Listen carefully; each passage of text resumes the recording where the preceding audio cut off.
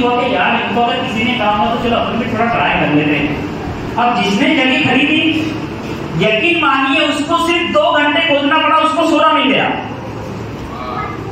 सिर्फ 2 घंटे खुदाई के बाद। जिस शख्स ने 4 साल खुदाई की थी वो कामयाबी से सिर्फ 2 घंटे दूर था। आरिफ बड़ी वाला साहब, आपकी बच्ची कामयाबी से सिर्फ 3 कदम दूर थी। आपने उसको तीनों स्टेप, तीनों कदम ले लिए, इसलिए आप हमारा बात से हकदार है। वरना कई वालिदैन ऐसे हैं जो अपने बच्चों को ये बोलकर रोक लेते हैं कि बेटा जाने दे, पहले में तो नहीं हुआ, दूसरे में तो नहीं हुआ। कुछ बच्चों को ये भी देखा गया है कि उनको अगर 300 मार्क्स मिले और वो चाहते हैं कि हमारा बीएमएस में हो जाएगा, तो माँ बाप कहते हैं चल बीएमएस ले जाने दे। जबकि उन्हें सोचना चाहिए कि हाँ अगर ट्राई किए तो हम 600 के ऊपर जाकर 600 के अबो लेकर 650 लेकर 720 लेकर हम एमबीबीएस में तो जा सकते हैं। तो ये आप मुबारकबाद कहता है आपके वालिदा, आपके वालिदैन यकीनन बहुत अहमियत कहता है। आपने साबित कर दिया कि जो नाकामी से पीछे हटता है वो डर की अलामत है, और डरने वाले बड़ी कामयाबियां जिंदगी में कभी हासिल नहीं कर सकते। आपने बता दिया कि डर के आगे जीत है। तो मैं आपसे पूछना चाहूंगा कि आपने जब पहला अटेम्प्ट दिया और फिर आपने सोचा कि दूसरा देना है, तो कुछ वसवसे, कुछ आस पड़ोस से, कुछ रिश्तेदारों से कुछ अच्छे अलकाब तो आए होंगे जो निगेटिव हो? इतना सुना नहीं मैंने उन लोगों का, लेकिन आए थे, मेरे कानों तक पहुंचे नहीं है। पहुंचे नहीं। आपने खुद ऐसा सोचा कि क्या होगा, जाने तो पहले तो दे दिया? मुझे मेरे पेरेंट्स की इतनी मोटिवेशन मिली है ना कि मुझे बैकग्राउंड नॉइज सुनाई नहीं। क्या ग्रेट, जोरदार ताली। अब आप बोलेंगे घर और किसका याद है? एक 12 साल का बच्चा मोटा ताजा हट्टा कट्टा, और एक 5 साल का बच्चा पतला दुबला पतला छोटा सा 5-6 साल का बच्चा, दोनों खेत में जाने की सोची, दोनों खेत में चले गए। आमिना बेटे खेत में जाने के बाद वो खेल रहे थे तो थोड़ी बारिश गिरी हुई थी। अब बाजू में कुआं था, कुआं जमीन की लेवल का था, उनको दिखाई नहीं दिया। बड़ा लड़का स्लिप हो गया, 12 साल वाला स्लिप हुआ तो कुएं में गिरा। वो चिल्लाने लगा बचाओ बचाओ बचाओ। अब जो 6 साल का बच्चा था, 3 बच्चा दुबला पतला, उसने देखा मुझे तो उसको रस्सी दिखाई दी कुएं के पास जिसको डोर में लगाते हैं। उसने वो रस्सी कुएं में डाली। अब सोचा कि इसको खींचना कैसे है। उसने क्या कि उस रस्सी को अपने ऊपर लपेटा, उसके एक सिरे को दरख्त से बांधा और पूरी ताकत से जमीन पर रोल करते करते करते करते करते करते करते बहुत मशक्कत और मेहनत के बाद उसने मोटे ताजे 12 साल के बच्चे को कुएं से बाहर निकाला। अब दोनों के कपड़े खराब हो गए, दोनों अपने गांव की तरफ चलने लगे। रास्ते में एक शख्स मिला, ये कपड़े कैसे खराब हुए, तुम्हारी हालत ऐसी कैसे हुई? तो उसने कहा छोटे ने कि ये कुएं में गिर गया था, मैंने इसको कुएं से निकाला। पागल हो गया क्या, बेवकूफ समझ रहा है तू निकाल ही नहीं सकता, चला यहाँ से। फिर शहर में आगे बढ़े, सिटी में आगे बढ़े, अपने गांव की तरफ बढ़ते बढ़ते फिर 2-3 लोग मिले, मामा काका मिले, ये क्या हालत बनाने क्या हुआ? फिर बड़े बच्चे ने कहा कि काका मैं कुएं में गिर गया था तो इसने मुझे खींच के निकाला। बेवकूफ समझे क्या आपको, ये मुझे निकाल ही नहीं सकता, झूठ बोल रहा है, चलो जाओ यहाँ से। तो ऐसा पूरे गांव में जब वो पहुंचे तो 15-20 लोगों ने बोला कि तू इसको निकाल नहीं सकता, और इसको भी कहा कि तुझे निकाल नहीं सकता। हत्ता के पंचायत लग गई, ये बच्चे कहाँ से, इनसे पूछो इनका बुरा हाल कैसा है, झूठ बोल रहे हैं। पंचायत में सरपंच ने भी कहा कि तू झूठ बोल रहा है, तू इसको निकाल नहीं सकता। छोटे बच्चे ने कहा कि यस यू आर राइट, मैं इसलिए इसको निकाल सका क्योंकि कुएं के पास मैं इसको निकाल नहीं सकता, ऐसा बोलने वाला कोई नहीं था, इसलिए मैं इसको निकाल सकता। आपके कानों तक तो आवाज नहीं पहुंची जो आपको कहे कि आप 2 बार नहीं निकल सकती, पहले में तो नहीं निकली, दूसरे में क्या निकलेगी, उस आवाज से आप दूर रही, ये आपकी कामयाबी की अलामत है।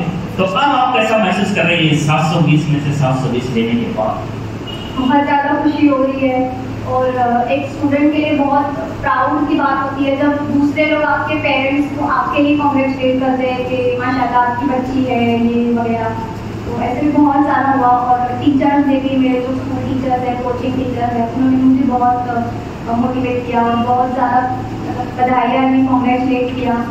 कोचिंग कहाँ से आती? मैंने जो मेरी बड़ी मास्टर एक्सटेंड मास्टर अकेडमी से जी। और इसमें आपने कोचिंग के साथ साथ मुझे ऐसा लगता है कि कोचिंग आपको एप्टीट्यूड डेवलप करती है, लेकिन इंसान में एप्टीट्यूड भी डेवलप होना चाहिए। वो कैसे आपका कॉम्पिटिटिव एप्टीट्यूड किस वजह से डेवलप हुआ? हम लोग की कोचिंग में बहुत सारे स्टूडेंट्स थे, मतलब लगभग 50-60 का बैच था। हम लोग के टीचर्स भी यही बोलते थे कि हर बच्चा कोचिंग तक पहुंच तो जाता है, बट कोचिंग का जो करेक्ट यूज है, जिस भी आप यहाँ आते हैं वो हर बच्चा नहीं करता, अगर हर बच्चा कर रहा होता तो सबके यहाँ 720 से 720 लगे होते। तो कोचिंग का यूज कैसे करना है? टीचर आपको पढ़ा रहे हैं, उनका काम है। अभी आपका भी काम है कि आप उनसे क्वेश्चन पूछें, आप अपने डाउट्स उनके पास जाके सॉल्व करें, क्योंकि वो तो अवेलेबल है हर टाइम। प्रॉब्लम ये है कि आप हिचकिचा जाते हो उनके पास जाने में, या फिर आप क्लास मिस कर देते हैं। हम लोग के टीचर्स हमेशा ये बोलते थे कि एक क्लास मिस करोगे तो आपकी रैंक 10,000 पीछे चली जाएगी। और बिल्कुल सही था ये, क्योंकि आपको जैसा लगता है आप घर बैठ के अच्छे से प्रिपरेशन कर रहे हैं, घर पे आपको कॉम्पिटिटिव माहौल नहीं मिलता है। मेरे साथ भी स्टार्टिंग में यही हुआ, इसलिए मैंने इस अटेम्प्ट के लिए कोचिंग ज्वाइन की थी। आप डाउट कैसे क्लियर करते थे? टीचर्स के पास जाके कहीं पे जी इंडिविजुअली जाके। तो हम लोगों ने यहाँ एक मुबारकबाद समीर सर और उनकी टीम को कि इन्होंने 2 लेक्चर के बाद 5 से पौने 6 असर और डाउट क्लियरिंग सेशन रखा है रोजाना का, कि आपका कल क्या हुआ था और आज क्या हुआ, उस तरह डाउट क्लियरिंग सभी फैकल्टी सामने बैठती है। बच्चे क्वेश्चन भी हो सकता है कि कुछ बच्चे शाय होते हैं, वो क्वेश्चन नहीं कर पाते, इनका क्वेश्चन इनके दिमाग में भी होगा लेकिन मैं शाय हूँ तो नहीं करूँगा, तो फिर इन्होंने कहा तो उनका फायदा हो जाता है। तो हमने सर क्लियरिंग सेशन रखा है। क्या आपको लगता है ये clearing session, doubt clearing session फायदेमंद है बच्चों के?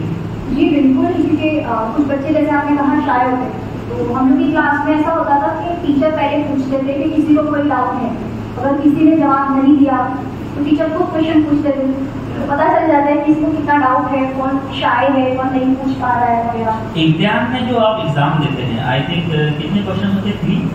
360 क्वेश्चन। 360 क्वेश्चन और 100 क्वेश्चन होते हैं। उसके बायोलॉजी के 90, मतलब 10 क्वेश्चन होते हैं वो एक्स्ट्रा ऐड किए जाते हैं। हाँ, 50 क्वेश्चन बायो में बॉटनी के, 50 जूलॉजी के, 50 केमिस्ट्री के, 50 फिजिक्स के। उसमें लास्ट के जो 15 क्वेश्चन होते हैं उनमें से 10 अटेम्प्ट करने होते हैं। पहले शुरुआत में ये नहीं था, बाद में इसको किया गया, ये तरह की फैसिलिटी है स्टूडेंट्स को गवर्नमेंट ऑफ इंडिया की तरफ से। तो आपको एग्जाम जो टाइमिंग मिला है, एग्जाम की कितना टाइम मिलता है आपको? 3 hours and 20 minutes। 3 hours and 20 minutes में आपको ये क्वेश्चन सॉल्व करने होते हैं। तो ये time manage examination, reading examination, ये टाइम कैसे मैनेज किया आपने? मैंने स्टार्टिंग में मुझे काफ़ी ज़्यादा टाइम लगता था पेपर सॉल्व करने में, ऐसा शायद काफ़ी बच्चों को यही दिक्कत आती है। तो उसके लिए मैंने ना बहुत प्रैक्टिस की है, तो ज़्यादा से ज़्यादा क्वेश्चन प्रैक्टिस किए हैं। स्टार्टिंग में जो टाइम मुझे लगता था, मैंने कोशिश की है कि उसको कम टाइम में सॉल्व करूँ। और ये दिक्कत मुझे फिजिक्स में बहुत ज़्यादा आती है, केमिस्ट्री और बायो में भी लगता था, बट वो टाइम के साथ सॉल्व होता गया। मैंने ज़्यादा प्रैक्टिस जो है फिजिक्स से ज़्यादा की, मेरा वो बहुत वीक था। टेंटेटिव हम बता सकते हैं कि आपने बायोलॉजी के पूरा अभी तक 3 सालों में बायोलॉजी के कितने क्वेश्चन सॉल्व किए होंगे खुद से? टेंटेटिव बता सकते हैं एक नंबर? स्टार्टिंग के 2 अटेम्प्ट में मैंने नहीं किए, मतलब स्टार्टिंग का जो फर्स्ट अटेम्प्ट था उसमें कुछ ज़्यादा इन्फॉर्मेशन ही नहीं थी, मैंने ऐसे बस गई और एग्जाम लेके आ गई। और सेकेंड अटेम्प्ट में मैंने उतने क्वेश्चन प्रैक्टिस नहीं किए थे, बट जो लास्ट वाला अटेम्प्ट था उसमें हम लोगों के हर वीक में 2 टेस्ट होते थे। एक टेस्ट केमिस्ट्री और फिजिक्स का और एक टेस्ट बॉटनी एंड जूलॉजी का। वो इंडिविजुअल चैप्टर्स के टेस्ट होते थे। उसके बाद हर मंथ के एंड में जितने चैप्टर्स कंप्लीट हुए उनका कंबाइंड टेस्ट होता था। और लास्ट में अराउंड 20 मॉक टेस्ट कोचिंग की तरफ से हुए थे और बाकी मैंने अपने इंडिविजुअली कुछ मॉक टेस्ट दिए थे। एक अगर पर सब्जेक्ट भी लेके चलेंगे तो 2000-3000 प्लस क्वेश्चन मैंने सॉल्व किए थे। इन्होंने एक खास बात बताई कि शुरुआत में जब मैंने नीट एग्जाम दी तो मेरा सब कुछ उनका इरादा नहीं था, बस जाके मैंने एग्जाम दे दिया। लेकिन जब आपने 3rd टाइम एग्जाम दिया तो आपका इरादा पुख्ता था। इसीलिए कहते हैं कि मंजिलें मिलती हैं अगर वो पुख्ता इरादे, मंजिल का पता कमजोर इरादा नहीं देता। तो ये पुख्ता इरादे होते हैं, बिल्कुल कॉम्पैक्ट और गोल होता है, बच्चों के डिसीजन होते हैं, मजबूत इरादे इंसान को कामयाबी कामयाबी की तरफ ले जाते हैं। अब आपने पुख्ता इरादा किया, आपने कोचिंग लगाई, आपने घर पर मेहनत की और फिर आपने जो है कामयाबी हासिल की, पूरे मुल्क में आप फर्स्ट आए। ये फर्स्ट आने का जो आपको मर्तबा हासिल हुआ है, ये मर्तबा हासिल करने के पीछे किसको किसको आप क्रेडिट देना चाहेंगे? सबसे बड़ा शुक्र अल्लाह का अदा करना चाहूँगी जिन्होंने मुझे हौसला दिया। सबसे पहले हौसला अल्लाह की तरफ से मुझे आया है, दिल में जो पॉजिटिविटी है वो अल्लाह ने डाली थी। उसके बाद मेरे पेरेंट्स, और आपने जैसे कहा कि पेरेंट्स रोक लेते हैं बच्चों को आगे आगे देने, मेरे केस में उल्टा था। मेरे पेरेंट्स ने मुझे मोटिवेट किया था, मैं नहीं देना चाहती थी, उन्होंने मुझसे कहा था कि इतनी पढ़ाई किए है तो एक अटेम्प्ट और दे दो। और उसके बाद मेरे कोच के टीचर्स थे, मेरे स्कूल के प्रिंसिपल भी थे, उन्होंने मुझे काफ़ी मोटिवेटेड रखा था। वो मतलब इन सब चीज़ों में वो करियर काउंसलर भी है, तो वो एक तरीके से प्लस पॉइंट हो गया कि उन्होंने मुझे काफ़ी इसके प्रोज एंड कॉन्स बता दिए। एक मुझे एक ऐसा था कि उम्र भी ज़्यादा हो जाती है, काफ़ी अटेम्प्ट में एज हो जाती है, तो भी पेरेंट्स रोकते हैं। बट हमारे टीचर्स ने हमको बोला कि डॉक्टर एक ऐसा प्रोफेशन है जब आप रिटायर नहीं हो, आप तो स्टार्टिंग में अपना टाइम दे दो ना, तो आप लास्ट में बहुत बदलोगे। क्या बात है, एग्जैक्टली, क्या बात है। आपको समझे होगा, बच्चे ने कहा कि एक उस्ताद ने कहा था कि अगर आप 1-2 अटेम्प्ट ज्यादा भी देते तो कुछ एज कोई मानी नहीं रखती है। आप डॉक्टर ऐसी फील्ड है जिसमें इंसान रिटायर नहीं होता है, वो इलाज करते चले जाता है, तो अपना ये वक्त आगे कवर कर देता। आपने बड़ी अच्छी बात आपने की, ग्रेट यार, समझिए। अब आपका रिजल्ट आया, आपको पता चला कि आपको 720 आउट ऑफ 720 मिले, कैसा फील हुआ? मैं तो तब गाँव में थी, तो मेरे टीचर्स ने मुझे ये न्यूज़ दी थी, हाँ नेटवर्क थोड़ा इशू रहता है, तो मुझे तो यकीन नहीं हो रहा था फर्स्ट टाइम पे। बोले बेटा हमको भी यकीन नहीं हुआ, हमने 2-3 बार चेक किया है आपका रिजल्ट, क्योंकि हम लोग का जो कोचिंग इंस्टीट्यूट है कोई बड़ा इंस्टीट्यूट नहीं है। सर ने बस आपने राजीव सर की तरह ही मुस्लिम बच्चों के लिए कारवां शुरू किया है। तो उन्होंने कहा कि माशाल्लाह बहुत अच्छी बात है कि हमारे इंस्टीट्यूट से पहली बार ऐसा हुआ है कि कोई बच्ची पूरे मार्क्स लाई है। तो उन्होंने मुझे सबसे पहले बताया था, फिर मैंने अपने पेरेंट्स को बताया, और फिर जिन लोगों को मैंने नहीं बताया था वो मुझे बता रहे थे। तो बहुत प्राउड की बात होती है ये, और बहुत खुशी है। हाँ, पूरे मुल्क में फैलाना बहुत बड़ी बात है, बहुत बड़ी बात है। और आप देखिए मिसाल बनते हैं दूसरों के लिए, आज आप इंस्पिरेशन हैं।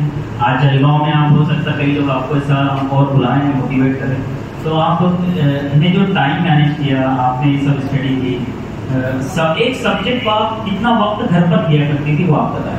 इंडिविजुअल सब्जेक्ट मेरा डिफरेंट था, तो बायोलॉजी जो है वो थोड़ा इजी होता है कंपैरेटिव टू केमिस्ट्री, तो मैं बायो क्लास में ही कंप्लीट करती थी। हम लोग के सर की एक स्ट्रेटेजी थी कि वो पहले अपने नोट से पढ़ाते थे, फिर एनसीईआरटी से पढ़ाते थे, तो उसमें 90% तक हम लोग कोशिश करते थे कि याद करें, ताकि घर जाके एक बार रिविजन हो तो पक्का हो जाए। उसके बाद तो सर टेस्ट ही देते थे, जब रिवाइज करना ही नहीं जरूरत पड़ती थी, बस टेस्ट देना है। केमिस्ट्री के लिए भी जो टीचर्स थे, केमिस्ट्री में ऑर्गेनिक, इनऑर्गेनिक और फिजिकल होती है। इनऑर्गेनिक के लिए तो कम्प्लीटली एनसीईआरटी पढ़ना होता है, कुछ भी आउट ऑफ द सिलेबस नहीं होता है। फिजिकल को थोड़ी प्रैक्टिस लगती है, और ऑर्गेनिक जो बच्चों को बहुत डिफिकल्ट लगती है, सब लोगों के रिएक्शन रटने पड़ते हैं उसमें, बट ऐसा नहीं है, आपको प्रैक्टिस ज़्यादा करनी पड़ती है। सब एक जैसा ही होता है, बट आपकी जितनी प्रैक्टिस होगी आपको उस टाइम पे क्लिक करेगा कि नहीं ये यही है। तो 30 सेकंड के अंदर आपको क्लिक करना चाहिए, तभी आप बोलेंगे कि नहीं मेरी प्रैक्टिस बहुत अच्छी है। अब आपने इतने सारे क्वेश्चन सॉल्व किए, टोटल 180 केमिस्ट्री के 180 जो है इंडिविजुअल सब्जेक्ट वाइज मैं कहूँ एक सब्जेक्ट एक चैप्टर से मैंने 300 प्लस क्वेश्चन सॉल्व किए। एक चैप्टर के? जी, इतने टेस्ट हुए एक चैप्टर के 300? जी जी। एक चैप्टर पर एक सबक जो कम से कम 10-12 पेजेस का होता होगा चाहिए, उस पर 300 क्वेश्चन। अब आपका जो एग्जाम था पूरा 720 मार्क्स का, इसमें टोटल क्वेश्चन आपने जो सॉल्व किए कितने किए एग्जाम के अंदर? 180 करने होते हैं टोटल। 180। अब 180 में आपको ऐसा कहीं लगा कि कहीं ये 1 गलत ना हो जाए तो मैं माइनस में चली जाऊंगी, ऐसा कहीं महसूस हुआ आपको? मैंने अपने कोचिंग के जो टेस्ट थे वो यही सोच के दिए थे कि जो मिस्टेक करनी है यहाँ पर करनी है। अच्छा। आगे जाकर मतलब यहाँ मिस्टेक हो जाएगी तो यहाँ पे कोई परमानेंट रहने वाला नहीं है, जो मार्क्स है वो टेम्परेरी मार्क्स है। तो ये जो मेरी प्रैक्टिस थी इसने मेरा कॉन्फिडेंस बिल्डअप किया उन क्वेश्चंस के लिए जो बाद में मुझे डाउट आने वाले थे। क्योंकि ना मैंने देखा है काफ़ी स्टूडेंट्स को वो डर की वजह से क्वेश्चन छोड़ देते हैं। मेरे कोचिंग के काफ़ी मेरे दोस्त हैं, वो लोग भी यही कहते हैं कि कुछ क्वेश्चन मैंने मिल के इसीलिए छोड़ दिए क्योंकि मुझे डाउट हो रहा था कहीं रॉन्ग ना हो जाए, जबकि सही होगा। जी वो सही थे वो, तो वो ना कॉन्फिडेंस वहाँ लैग कर गया। वो कॉन्फिडेंस उनको पहले मॉक टेस्ट के अंदर बिल्ड करना होता है। अगर टेस्ट ज़्यादा हो तो कॉन्फिडेंस बिल्ड भी होगा। That's great. सो अभी मैं चाहूँगा कि ऑडियंस को राउंड शुरू करने से पहले आप क्या कहना चाहेंगे ऑडियंस को कि कामयाब होने के लिए क्या जरूरी है? आपका कोई ऐसा पैगाम खास आप इनसे शेयर करना चाहेंगे? मुझे लगता है कि आपको सबसे ज़्यादा ज़रूरी है पेशेंस और आपका डिटर्मिनेशन। पेशेंस आपको रखना है इस बात से कि लोग क्या करेंगे और कितना टाइम लग जाएगा, आपको एकदम पेशेंस रखना है और बिल्कुल भी सुनना नहीं है किसी की। अपने पेरेंट्स की सिर्फ सुनो, अपने टीचर्स की सुनो, बाकी लोगों को जाने दो।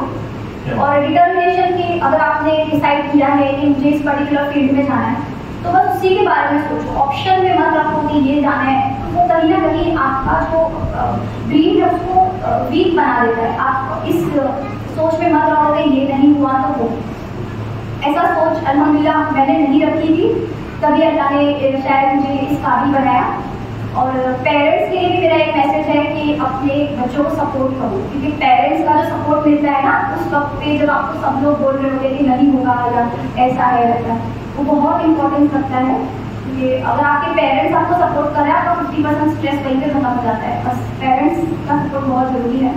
और अपने टीचर्स से भी मोटिवेशन लेते रहे, क्योंकि वही है जो आपकी सही रहनुमाई कर सकते हैं। घर में सब पढ़े लिखे हो या वही आपका मेडिकल बैकग्राउंड हो, ज़रूरी नहीं है आपके टीचर्स है आपकी रहनुमाई के लिए, तो उनसे भी आपका रास्ता रहना बहुत ज़रूरी है। तो चलिए ऑडियंस राउंड की शुरुआत करते हैं।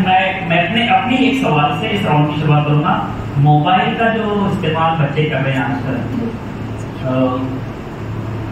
रील्स शॉर्ट्स वगैरह वगैरह बहुत चल रहा है और टाइम पास हो रहा है, तो मोबाइल के बारे में आप क्या पैगाम देना चाहेंगे? पेशेंट बनेंगे आप ये सब पुस्तकें? मैंने भी मोबाइल का यूज़ किया था प्रिपरेशन के दौरान, बट सिर्फ एजुकेशन पर्पज़ के लिए।